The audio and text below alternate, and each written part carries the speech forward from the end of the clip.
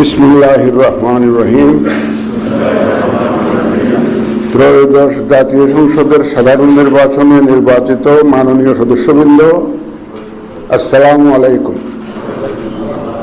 আপনাদেরকে আন্তরিক অভিনন্দন।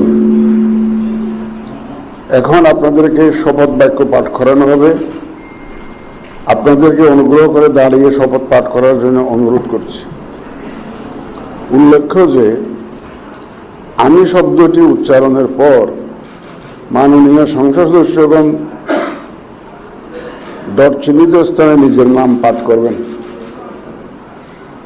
বাংলাদেশের একমাত্র স্মার্ট সিটি বসুন্ধরা এখন আরো নিরাপদ, আধুনিকতায় আরো এক ধাপ এগিয়ে।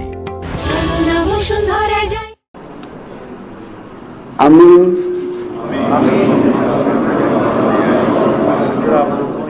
সংসদ সদস্য নির্বাচিত হইয়া সশ্রদ্ধ চিত্তে শপথ বা দৃঢ়ভাবে ঘোষণা করিতেছি যে আমি যে কর্তব্যভার গ্রহণ করিতে যাইতেছি তাহা আইন অনুযায়ী ও বিশ্বস্ততার সহিত পালন করিব।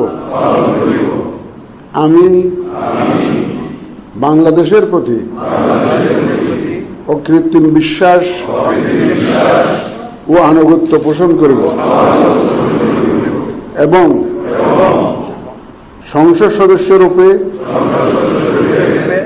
আমার কর্তব্য পালনকে